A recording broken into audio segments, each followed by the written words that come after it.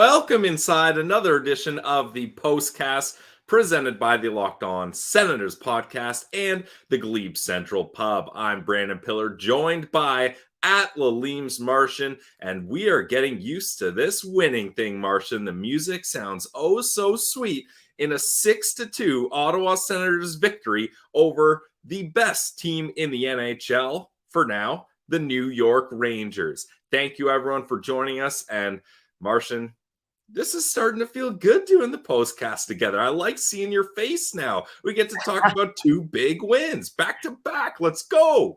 Yeah, Pilsy, this is the kind of one you and I can really bask in too, isn't it? This was an exciting hockey game, man. That second period was absolutely nutso. And that's usually the one that Sens fans don't get excited to watch. And that second period tonight was just an electric factory in there, Pilsy. Like just all the goals. I think there, what was it? Five goals in the second period? Like that's an exciting period right there. That Batherson, Tarasenko, Stützle line is really, really chugging along nicely. And I think the rest of the team is finding chemistry too. This was a fun one. Let's get right into it. Yeah, it feels good to cover a game like this, especially up against a good team like the New York Rangers. Like this is a team that doesn't often give up 6 goals and then in return only score 2. Like, sure, it was a close game up against the Sharks a little while ago, but the Rangers end up winning that 6-5. So the Ottawa Senators hold tight here, and despite not scoring a power play goal, they end up with 6. Vladimir Tarasenko, the revenge game, he gets 2 tonight. Brady Tkachuk, if he scores 1, he's going to score 2. Martian, until he scored that second goal, I was like, I can automatically add 1 more goal onto this total because Brady will inevitably score 2, and that's what he did. Yeah, and that's the 6th time this season, Pilsy, and he's tied for the league lead in multi-goal games. So it's the Brady bunch, right? The bunches, they come in twos with the Brady Tkachuk goals. Just a matter of time before he gets the hat trick, right? And this was yeah, I mean, next time he's got to, right? He's just looking for it. He's on the hunt for it. He almost had it tonight, too. He had a couple chances late there where I think he could have had one. But, I mean, we're not going to knock anything he did out there tonight. He was an absolute machine, Pilsy. Like, some of the work he was doing down low to generate, offense for this team and get that ozone time going, working on the cycle with Giroux. Yep. I mean, man, it's fun to watch when he goes beast mode like that. And he was just throwing the body around like a madman, too. Just no regard for his own safety. Yeah, he had a huge hit over behind the net, and it kind of looked like he got the worst of it as he goes to the bench and kind of does the old like head nod, like get the helmet back on and kind of wincing. But Brady Tkachuk, he deals it out there as well, not only physically but on the score sheet as well. I think he finished with 8 shots? Yeah, 8 shots on goal, 2 goals, 1 hit. Doing well in the faceoff dot as well, 66.7. I think it was 2 for 3 there, and not only is it good games from Tkachuk, Tarasenko, but they make the decision to go back to Anton Forsberg after he has the shutout, and he makes it look like a great decision. And Ross and I talked about how Forsberg has had such a weird year, either being amazing or hot garbage, and now he's able to find somewhere in the middle here with 33 saves, only allowing 2 goals on the Rangers. How do you feel about Forsey's game tonight, Martian? I mean, he did his job perfectly, right? I mean, not quite perfectly, but pretty close to perfectly. He was making the saves he needed to make. 33 saves is a good number. We talk about him getting, a good amount of shots to kind of stay in the game. I think that's definitely like kind of that sweet spot, right, for him. But it's crazy to think that, in a game where Forsberg made all but 2 saves and had 33 saves and the Sens got a W, that would be like the 3rd biggest storyline or 4th biggest storyline in this game, right? It's crazy to think that because some of the other guys on the team were really having standout nights too. Yeah, I think this is going to be a night where both of us can have 2 standouts because there's a couple other guys that I would give stick taps to as well, so we won't get too far into that. Probably the most unlikely event, Martian. I had Tarasenko as my locked on player.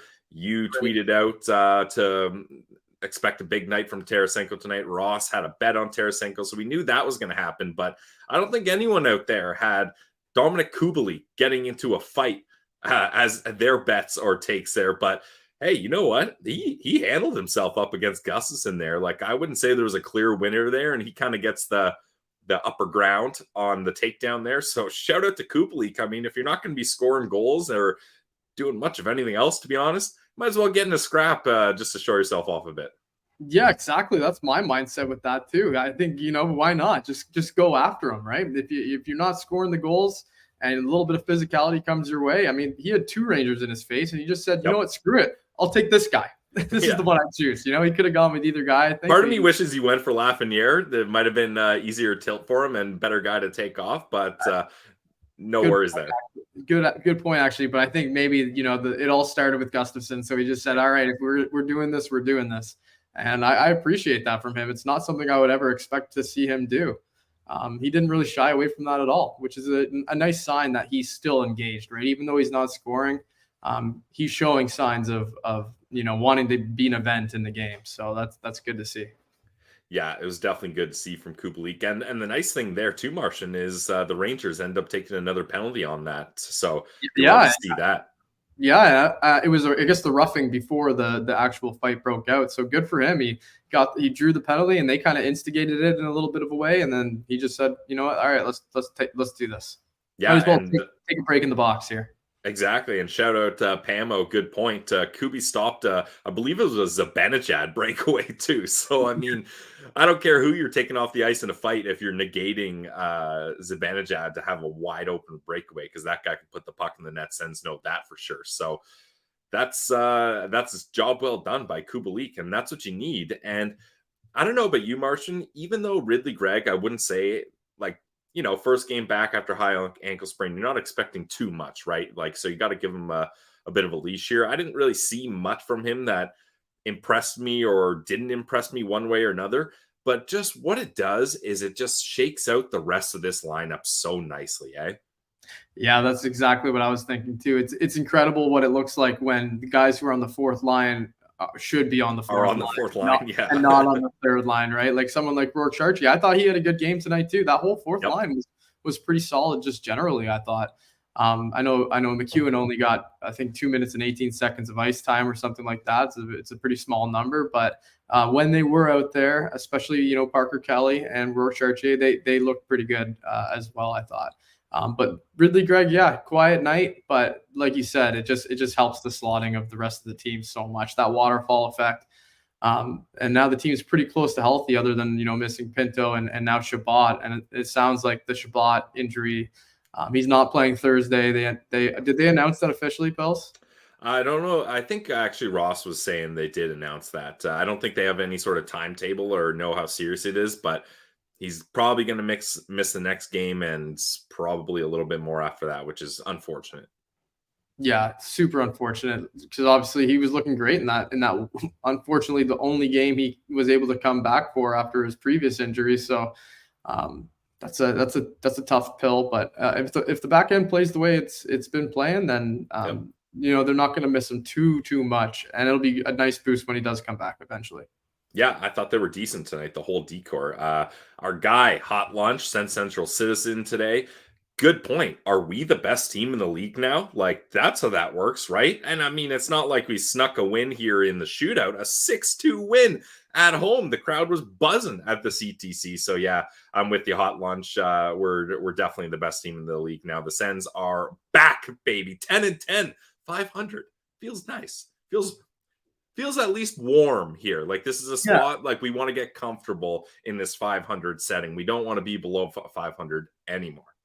No, hopefully this is the last we have to see of it, because you know how we get when this team is underperforming, and under 500 is definitely underperforming. Obviously, I would say 500 is also sort of in a way underperforming versus expectations, but I think that Sens fans are going to be happy if this team keeps going the way it's going, and with the schedule being so busy the way it is, it doesn't really give them a chance to cool off, and they have games in hand. So if they can go on a little bit of a tear here, that whole picture is going to look a lot different than it does right now. And Martian, like, obviously you want to beat the New York Rangers. Like, it's great to get a win anytime, especially up against a good team. But this was a game where, like, Ross and I weren't really circling this as must win or anything crazy. Like, just have a good effort, try to get the 2 points. And then the games up against the Leafs and the Red Wings are even more important. But now that you win this game, you build that momentum. Now you're on a 2-game win streak. Like, you could get if you keep this momentum rolling, you could get some big points against teams that hopefully in March and April you're jockeying for playoff position with, because I think the New York Rangers are going to stay at the top of the Metro, so you're not really bouncing around with them. But the Wings and the Leafs, that's right where you want to be. So hopefully they can keep this going the rest of the week. Yeah, I think if they can, I mean, they're hot at the right time, right? And those are two obviously divisional matchups that those points are going to matter. I would say especially those Detroit points, even though they're looking like they're humming along right alongside the Leafs right now. So, but yeah, both those teams are going to be in that same hunt as the Sens. So very important little stretch coming up here, and then they hit the road again, I believe, right? There's the Detroit game on the road too. Detroit's on the road, yeah. Leafs at home, Detroit on the road, and likely, Martian, we're going to see Patty Kane in that Detroit Red Wings lineup. So Patty Kane was an absolute killer against the Sens last season at Chris Neil night. He broke all of our hearts. We wanted to see a win there, but so hopefully he doesn't have that same zip to him as he did earlier. He's been doing that for a long time. Like he's been dominating. He's always a multi-point guy against the Sens when he was with the Blackhawks. Hopefully that, for his sake, that hip holds up, but for the Sens' sake, hopefully it takes him a little longer to get heated up so he doesn't do his old tricks on the Sens here, because we can't have Patty Kane get in the way of a nice win streak. But we got to take down the Leafs first, so let's worry about that. Yeah, and let's bask in the glory of a win. We don't got to worry about that right now, Martian. I'll keep this back on track, Pamo. Thanks. Cheers to you. Go Sens, go. I concur. I will echo that statement for sure. And if there's anything I want to echo as well, it's how good the vibes are at the GCP, the Glebe Central Pub, especially after a home win. Have you guys heard of the Sens Shuttle? It is the best Sens experience, value, bang for your buck wise around. $17 gets you a trip to the game from the GCP, leaves an hour and a half before, I believe, and then go to the game, have fun, get the W, keep the buzz going, keep the fun going. Sue, the bus driver, will take you right back from the CTC back to the GCP to keep the vibes going. Sue gets you out of there fast too, Pilsy. She gets you right in and she gets you right out. As soon as that bus fills up, she's out of there and she's peeling. She knows how to navigate that parking lot like nobody's business. Yeah. Sue is an absolute veteran. So if you want to get to the game in great fashion and get back quickly so you can keep celebrating and not be stuck in the CTC parking lot, the shuttle is the way to go. Check it out on their website, gleepcentralpub.com, to get all the shuttle dates.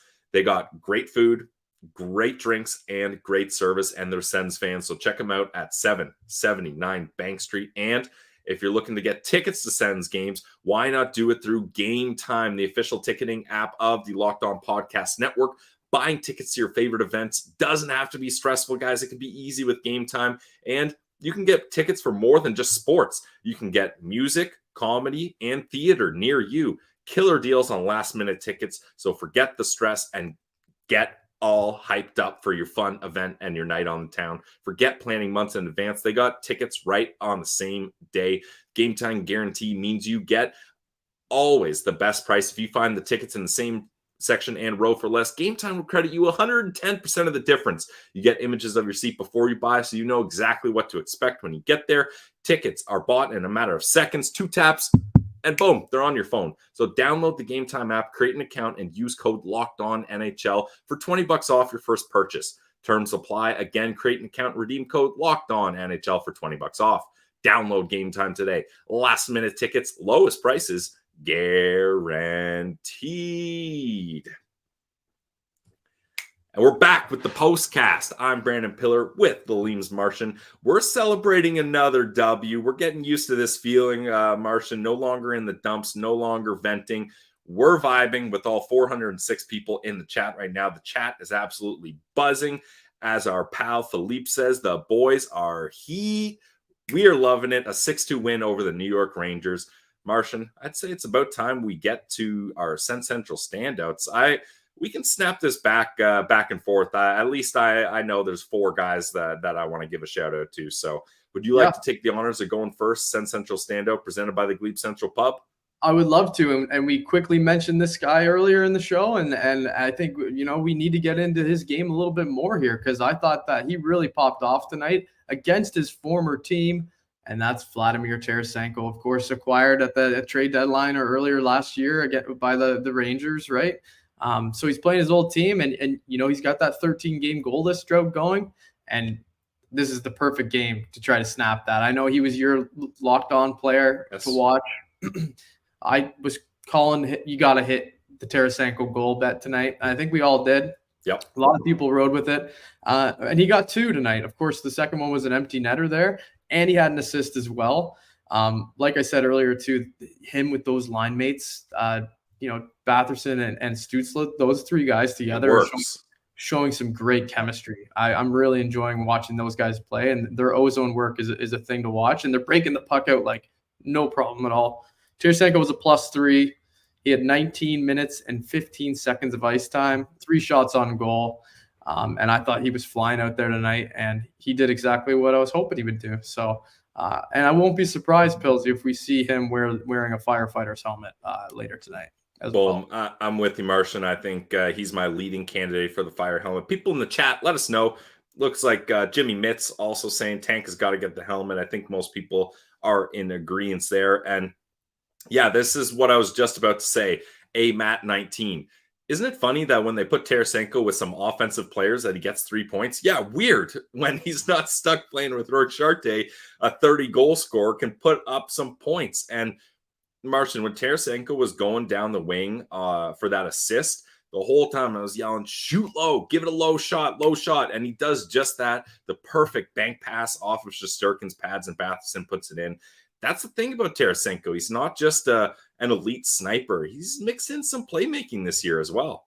Yeah, he's got 12 assists on the season here already. So he is, yeah. And a lot of them have been beautiful primaries. And tonight's was a great example. Like that hustle up the wing, man. He's still got some good wheels on him for an older player, right? Yep. So I thought Tarasenko had a fantastic game. Who do you got, Bills? All right, I'm going with Claude Giroux, a goal and an assist. He finishes with +3 rating, 6 shots on goal, which for Claude Giroux is quite a bit. He plays 21-24 ice time, most among forwards in Ottawa, second or third on the team. And what I like most, you guys know, in the postcast, I love talking about face-offs. 70% in the dot, 7 for 10, up against the top face-off team in the league. That's exactly, honestly, this stat line is exactly why the Senators brought a guy like Claude Giroux in. They needed help in the face-off dot. He goes 7 for 10, 70% up against the top team. They needed a guy that could work with some of these players like Brady, and he helped Brady tonight as well. I thought Josh Norris got going too, so that's a line I like as well. And there was a goal, I believe, I'm just checking my notes here. I believe it was the 5th goal. Yeah, Giroux, and I think Ross tweeted out the video of this. Maybe this was even your clip, Martian. I should credit you. But Giroux keeping the puck away from Trouba in the corner for like 5 to 10 seconds, an absolute battle. And Trouba's a hard guy to battle up against. He keeps it. He gets it to Branny. Branny then slides it over to Zub. And then Zub has the shot. His stick break banks on the boards, and Brady taps it in. Like, that play by Claude Giroux is so underrated, and it's too bad it's a pass removed from getting an assist. But it's just all these things stacked up together is what makes Claude Giroux such an amazing player. And it's nice to finally get to kind of see him in that light. I feel like for the last little while, he's kind of been invisible, even though he's quietly putting up points. Like, that was a classic Claude Giroux game. Yeah, and I hate to give Ross too much credit here, but his old comparison of Daniel Everson and Claude Giroux's play being similar to one another, that was just another example of it. We know Elfie's the keep away king, right? And his board play was not too bad itself. So I think, yeah, for sure, Claude Giroux, he's just all around still really great. That hockey IQ gets a lot of work done for him, but he's putting the body through the ringer too, right? He's not shying away from any battles out there. Yep. So I liked his game out there tonight too. Yeah, and his trainer and guest of the show, Tony Greco, was in attendance for the game. He even filmed the first goal where G got an assist. So maybe Tony's got to get out to a couple more games. Gives Drew a little boost there. So you love to see that. Martian, your next Send Central standout presented by the Glebe Central Pub.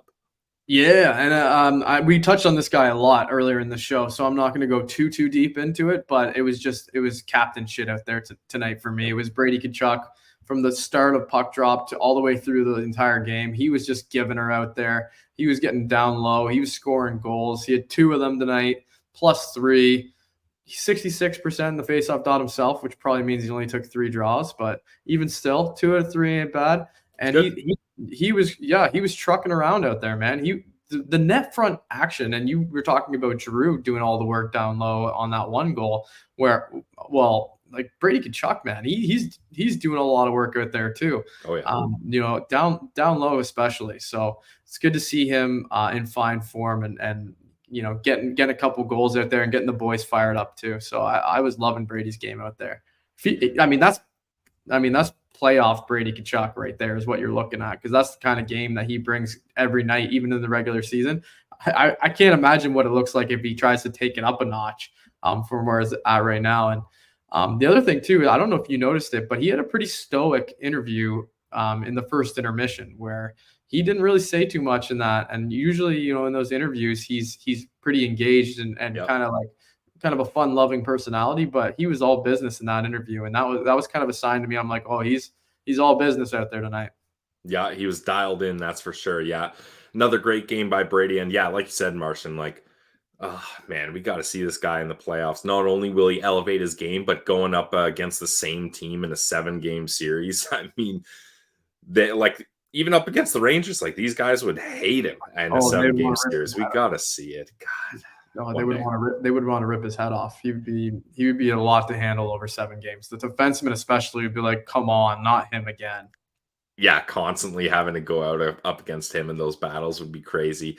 I do want to obviously give a shout out to Forsey, but I feel like we've been giving him his flowers properly here, so I want to give some shine to some of the unsung heroes. Well, maybe unsung heroes, probably not the correct term for this guy, but my second Sen Central standout going to be Artem Zub. I thought Zub had a great game. He had 2 assists, both on Brady goals. The first one, an absolute laser from the point, and Brady gets the tip. And then the second one, his stick explodes, goes off the boards. Brady banks it in. And the moment I also wanted to talk about Zub, classic all-time Zub moment. He trips Panarin, and then Panarin trips him, and right away, Zub doesn't even wait around. He's not waiting for a call. He goes right to the box, and the penalty guy's like, "Oh well, I mean, Zub clearly thinks he has a penalty. I'll open it for him." He starts going in, and the ref's like, "No, dude, it's like you didn't get the penalty. Like you're making me look silly out here. Like what are you doing? Like get out there." And then he heads back to the bench, and the guys are just giving it to him, and he's having a couple laughs. So I feel like that wouldn't happen to many other guys on the team, like voluntarily going into the box. Like that's just Zub. That's just cute Zub, you know, doing what little Zub does out there. Yeah, I mean, you said it. That was an all-time classic Zub moment. I think that we'll remember that one because it's not very often you see a guy volunteering himself into the penalty box without actually being told that he's got a penalty. He just assumed, and he's like, "Okay, Panarin went down. I'm going," and you know, nope, it was the other way around, buddy. And the guy opening the box for him too was especially funny because he's like, "Yeah, I think he's coming in here." So yeah. He was just lonely, the penalty box attendant. And also, Artem Zub, team high in ice time, 24-42 in ice time. So that's a guy that they really relied on in this game. And as Jimmy Mitz says, Zub, the most interesting man on the planet. We formerly called him the mythical beast when he came over. He chose the Ottawa Senators. Don't forget that. And then DJ Smith famously kept him sidelined for 2 weeks while the team sucked. And then, hey, maybe we should play this guy. And it's been a lot better since then. So you'll love to see that from Artem Zub. Did you? No, let me take it a different way. How important was that 5-on-3 penalty kill? Like the Ottawa Senators don't typically kill those with ease. And not only did they kill it with ease, but they were looking really great out there, especially one of my Sen Central standouts, Claude Giroux, especially with 2 clears. Like, how huge was that penalty kill, Martian? Especially, I think it was 1:25, 5-on-3. That's a long one. Oh yeah, that was massive, Pilsy. What a huge moment in the game that actually it turned out to be, because like that actually riled up the fans quite a bit too. And then the Sens started pouring it on after they got it done. But you said it, Drew with a couple key clears in that, and yeah, man, like that was if they didn't kill, say the Rangers even just scored one, then the momentum's going completely the other way. But it's nice to see them be able to get that done. It's pretty rare, as you said, where those 5-on-3s, they just tend to really scare you, especially the long ones.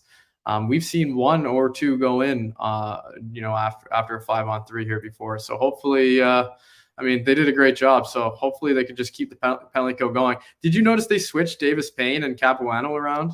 Yeah, there's been a lot of chat about that. And I mean, look, obviously the penalty kill does decent today. The Rangers did get one. Yeah, the Rangers go 1 for 4, but you kill off that long 5-on-3, so that's huge. But I mean, then you look at the other side, the Sens go 0 for 3 on the power play. So I don't know. Like, I feel like this is just one of those things where it's a desperate move and you're trying to do it, and you just see if it works. But the Ottawa Senators, I was kind of shocked, Martian, on the graphic for their first penalty kill.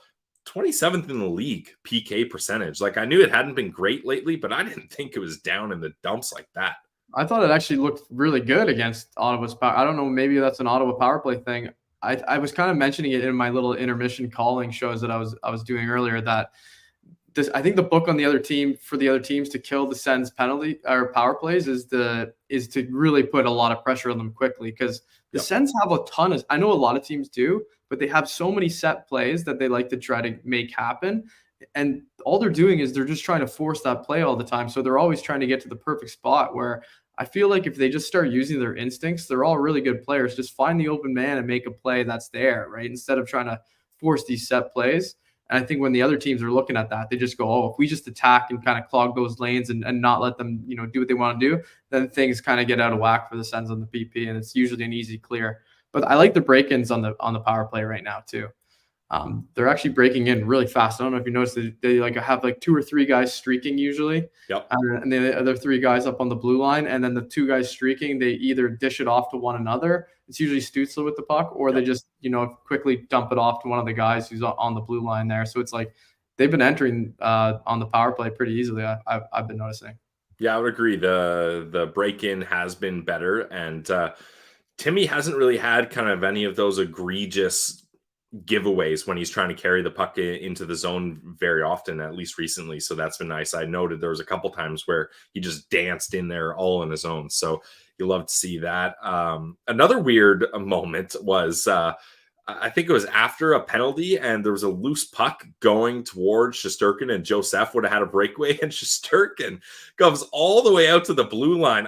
He was lucky there wasn't a collision there, because Joseph was going full tilt, and I don't think was ready for that at all. But you know what? As a Dominic Hasek fan, I knew you were going to go there. I love that stuff. So I love the balls on Shesterkin to go for it. It's a risky play, but hey, it's one of those things. And my goalie coach always told me growing up, if you're going to do it, you have to do it. The second you hesitate, like, either fully do it or fully don't. And Shesterkin, there was no hesitation there. He went for it, but luckily that didn't result in something worse. Whew. Yeah, and he came so far out, all the way to the blue line. He was at the blue line. Yeah, like right there.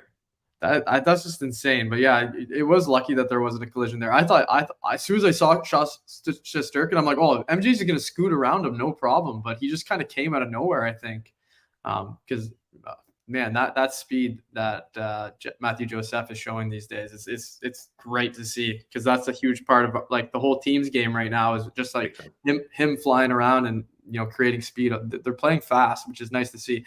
This game was nuts at points, Pilsy. It was wild. They're like that first period and most of the second period, it was just back and forth hockey, and it was just like fast break, odd man rush. It was like nonstop, just action after action. I think Mike Johnson on the broadcast at one point said, I don't see 3-on-3 overtimes with this much action. So honestly, you just knew it was one of those games that was just like super fun to watch. So I'm happy for all the fans that were able to see that one in person, because the CTC on a Tuesday night is always a good place to be when the Sens are winning. Yep, especially a commanding 6-2 win over the New York Rangers.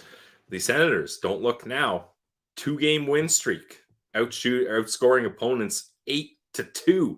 after a 2-0 win over the Seattle Kraken and now a 6-2 win over the New York Rangers.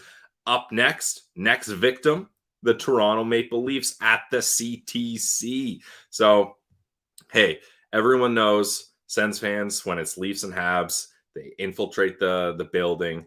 They try to take over. So get to this game. Ross is going. He's making the trek all the way from Winnipeg. He's bringing his buddies. They're going on the GCP shuttle. So get out there and cheer for the boys. Martian, I'll end on this because I'm sure this is something we'll discuss, and I'm interested to see the chat's opinions on this. You go back to Forsey up against the Leafs. How are we feeling? I go back to Forsey on this one. I think he's on a roll. The team's playing great in front of him. We talked about it last game. We're like, what would you change? And we both said nothing.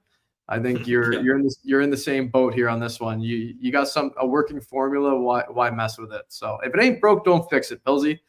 I leave Forsey in there for that one, and then possibly put Korpisalo in on the first game on the road against Detroit there.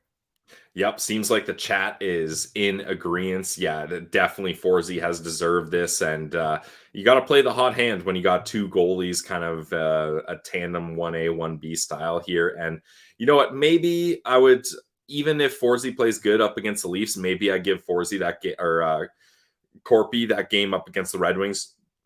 Excuse me, just to get back in the mix. But yeah, you got to go with Forsberg while he's hot, especially while you're at home up against the Toronto Maple Leafs. Like those are the games that everybody gets up for. And if you got a hot hand, you'd be silly not to use it.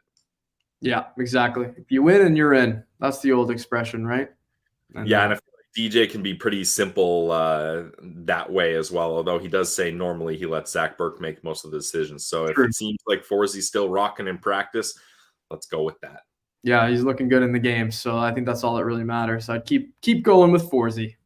Absolutely, and hopefully we'll get to see. Do we have the helmet confirmed yet? I saw some people saying Tarasenko with the helmet, but I don't know if that was their vote or if that was a factor confirmation. But either way, excited to see the helmet video. Excited for the rest of the week to go on. December is looking like a better month than we thought.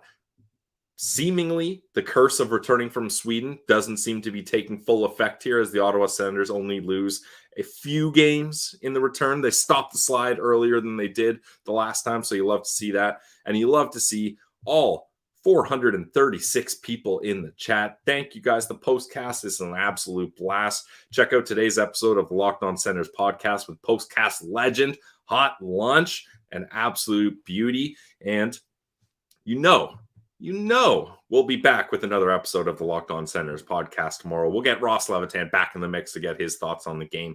And this has been another edition of the Postcast presented by the Locked On Senators podcast and the Glebe Central Pub. For myself, Brandon Piller, for @Lalim's Martian, the winning duo, 2 wins in a row. Let's go. Let's go, baby. Whoa. How about everybody throw a Go Sens Go in the chat? We're loving it.